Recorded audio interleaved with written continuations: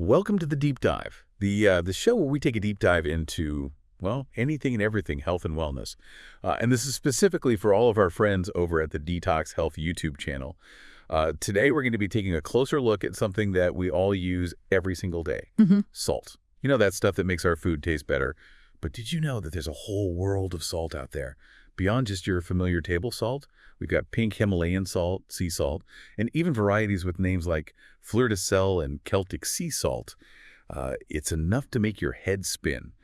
Luckily, I've got the amazing Chelsea here with us today. She is a nutrition expert with enough knowledge to fill an entire encyclopedia, so you're in good hands. I'll try my best. Chelsea, I'm ready to get salty. What is the first thing that we need to understand when comparing all these different types of salt?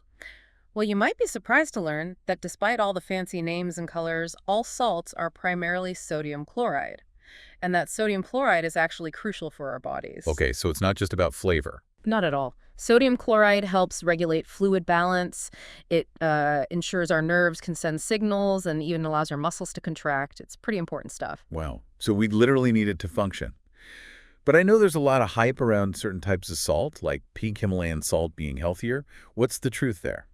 Pink Himalayan salt definitely has that alluring pink color, thanks to trace amounts of iron and other minerals. It's mined from the Kiria salt mine in Pakistan, which is one of the oldest and largest salt mines in the world. So it has a fascinating history. It sounds pretty exotic. So does that mean that it is packed with extra nutrients compared to regular table salt? It does contain up to 84 different minerals, which sounds impressive, but here's the catch. The amounts of those minerals are so tiny that they wouldn't make a noticeable difference in your health. You'd have to eat a mountain of pink Himalayan salt to get the same amount of iron as you would from a serving of spinach, for example. So it's not a miracle health food like some people claim. Not quite. There are a lot of claims about pink Himalayan salt, being able to improve respiratory health balance, pH levels, even boost libido. But the truth is there's just not enough scientific evidence to support those claims. So if I'm standing in the grocery store trying to decide between pink Himalayan salt and regular table salt, what should I be considering? Honestly, it often comes down to taste and personal preference. If you like the flavor and texture of pink Himalayan salt and the higher price tag doesn't bother you, then go for it. But don't expect it to magically transform your health. That makes sense. So let's move on to another popular option, sea salt. There are so many varieties, from Celtic sea salt to fleur-de-sel. Where does all this sea salt come from, and what makes it different from table salt? As the name suggests, sea salt is produced by evaporating seawater. This can be done through open-air solar evaporation, which is a slower, more traditional method, or through a faster vacuum process. So instead of being mined from underground deposits like table salt, it comes from the ocean. Exactly. And like pink Himalayan salt, sea salt can retain some trace minerals depending on how it's processed, which can give it a slightly more complex flavor than table salt. Okay, so less processing potentially means more interesting minerals. But what about actual health benefits? Does sea salt have an edge over table salt in that department? Sea salt does have some potential advantages. For example, it's a natural source of electrolytes, which are minerals like sodium, magnesium, calcium, and potassium that carry an electrical charge when dissolved in fluids like our blood. They're essential for things like hydration, muscle function, and nerve impulses. So it's like those sports drinks athletes use to replenish electrolytes after a tough workout. Exactly. But you don't need a fancy sports drink to get electrolytes. Sometimes just adding a pinch of sea salt to your water or food can help, especially if you're sweating a lot from exercise or hot weather. That's good to know. I've definitely experienced feeling drained after a long run on a hot day. Maybe I haven't been paying enough attention to those electrolytes. It's definitely something to be mindful of, especially if you're physically active. And there's even some debate about whether sea salt, with its additional minerals, might have a regulating effect on blood pressure. This is despite the fact that it still contains sodium, which is usually associated with high blood pressure. More research is needed in this area, but it's an interesting point to consider. So the minerals in sea salt could potentially help counteract the effects of sodium. That's fascinating. Now, I know there are a lot of different types of sea salt out there, each with its own unique characteristics. Can you walk us through some of the most popular ones? Absolutely. We've got Himalayan sea salt, which is considered the purest with its pink hue and rich mineral content. Then there's Celtic sea salt, which has a grayish color and is traditionally harvested using methods that have been around for centuries. It seems like each variety has its own unique appeal. Are there any other notable sea salt varieties we should know about? Oh, there are so many. There's fleur-de-sel, a delicate, flaky salt with a beautiful flour-like structure. Then you have other flake salts like Malden, known for their large, crunchy crystals. And we can't forget Hawaiian sea salt, which is often infused with red volcanic clay, giving it a distinctive color and flavor. And Italian sea salt is another popular option with its coarse texture and slightly sweet taste. Wow, it's like a whole world of sea salt. But are all these exotic varieties really worth the extra cost? That's a good question. From a purely nutritional standpoint, the differences between these various sea salts are pretty minimal. They're all primarily sodium chloride. And the trace minerals, while interesting, are present in such small amounts that they're unlikely to have a significant impact on your overall health. So just like with pink Himalayan salt, it comes down to taste and preference. Exactly. Some people find that certain types of sea salt have a more appealing flavor or texture for particular dishes. For example, flake sea salt is often used as a finishing salt because its large crystals provide a delightful burst of saltiness. Or if you're looking for a salt to use in baking, you might prefer a finer grained sea salt. It sounds like there's a sea salt for every occasion. This is making me want to go on a salty shopping spree and try all the different varieties. But before I get carried away, let's talk about the most common type of salt. Good old-fashioned table salt. It might not be as trendy as pink Himalayan salt or sea salt, but it's definitely the most familiar. What's the story with table salt? Table salt might not be as glamorous, but it does have some important things going for it. It's mined from underground salt deposits and goes through a refining process to remove impurities and other minerals. So it's basically pure sodium chloride. Pretty much. And because it's so refined, it's often fortified with iodine, an essential nutrient that's not naturally present in most sea salts or pink Himalayan salt. So table salt has an advantage there. Why is iodine so important? Iodine is crucial for thyroid function, which plays a major role in regulating our metabolism growth and development. Without enough iodine, our bodies can't produce the thyroid hormones we need to stay healthy. That's really important to know. So if someone is using a non-iodized salt, like sea salt or pink Himalayan salt, they need to make sure they're getting enough iodine from other sources in their diet. Absolutely. Foods like seaweed, dairy products, fish, and eggs are all good sources of iodine. If you're concerned about your iodine intake, it's always a good idea to talk to your doctor or a registered dietitian to get personalized advice. Great point. So we've covered the origins, the mineral content, and potential health benefits of pink Himalayan salt, sea salt, and table salt. But I'm curious, are there any health concerns associated with consuming too much salt, regardless of the type? That's an important question. While salt is essential for our health, excessive consumption can lead to some serious health issues like high blood pressure, heart disease, and stroke.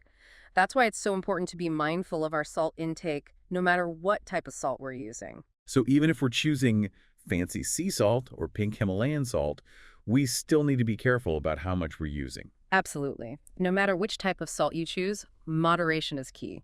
The American Heart Association recommends no more than 2,300 milligrams of sodium per day, and ideally less than 1,500 milligrams for most adults. That's good advice. Now, before we wrap up this part of our deep dive, are there any other key takeaways you'd like to highlight for our listeners? Definitely. One important thing to keep in mind is that the majority of the salt we consume doesn't come from the salt shaker at home. It actually comes from processed and packaged foods. That's something a lot of people might not realize.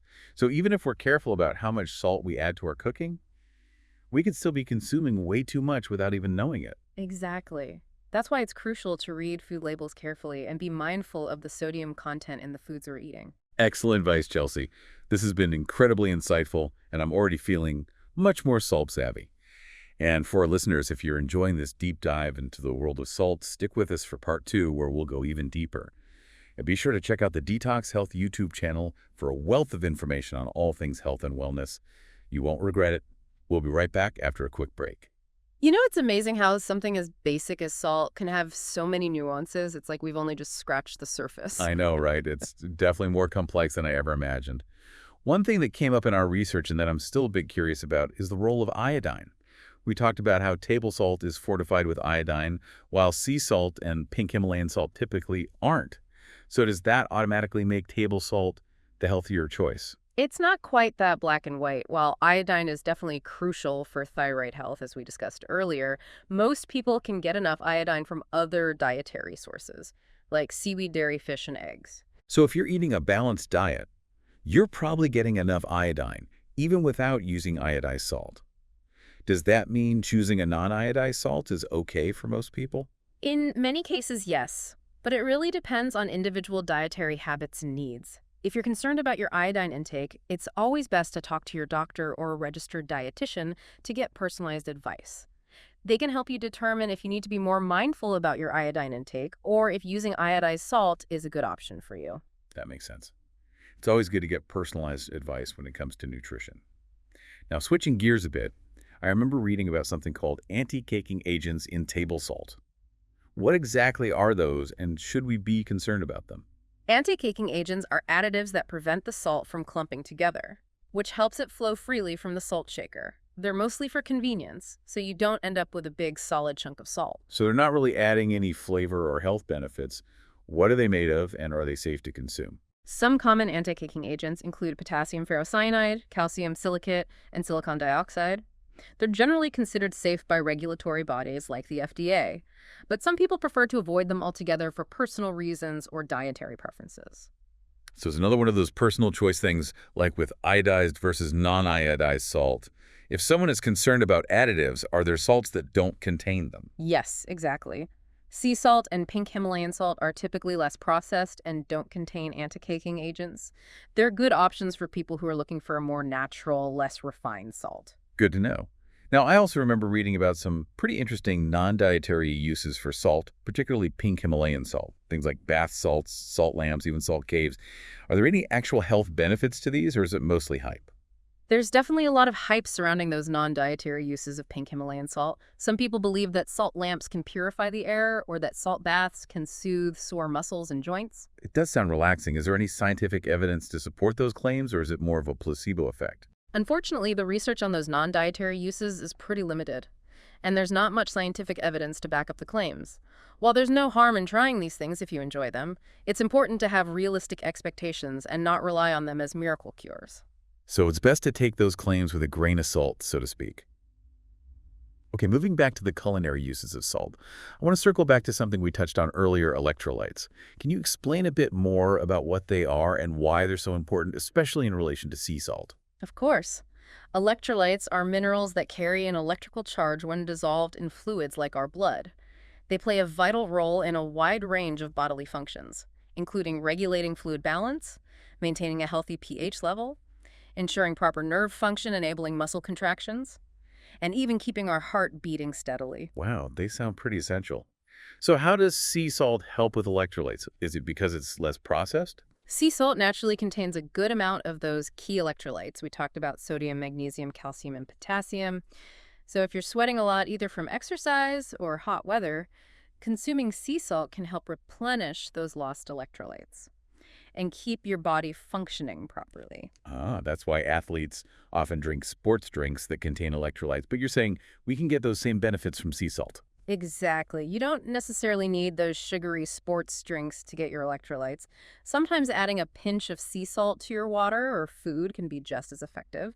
It's a more natural and often less expensive way to replenish electrolytes. That's a great tip. Now, you also mentioned earlier that sea salt can help with hydration. How does that work exactly? Does it have something to do with those electrolytes we were just talking about? It does. Remember how we discussed that water follows salt?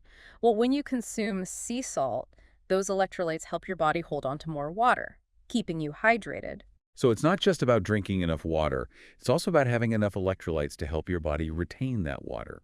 It sounds like electrolytes play a crucial role in staying properly hydrated. Absolutely. It's all about balance. You need both water and electrolytes to keep your body functioning at its best. This is making me think about all those times I felt dehydrated after a workout or spending time in the heat. Maybe I haven't been paying enough attention to my electrolyte intake. Do you have any tips for making sure we're getting enough electrolytes, especially during those times when we're losing more fluids? Besides adding a pinch of sea salt to your water or food, you can also focus on consuming electrolyte-rich foods and beverages. Things like coconut water, watermelon spinach, and bananas are all great sources of electrolytes.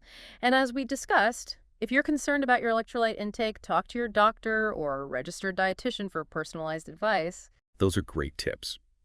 Now, in addition to the internal benefits of sea salt, I read that it can also be beneficial for our skin. Tell me more about that. Is this something that is unique to sea salt, or do other types of salt have similar effects?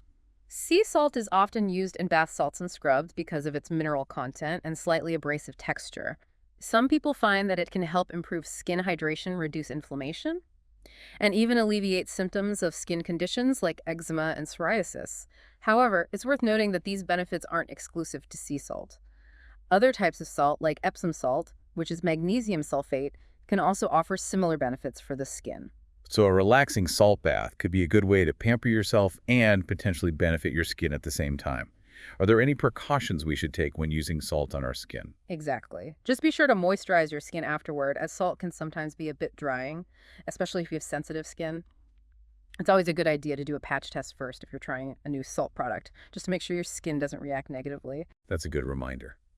Now, before we wrap up this part of our deep dive, I want to address one more thing that often comes up when discussing different types of salt.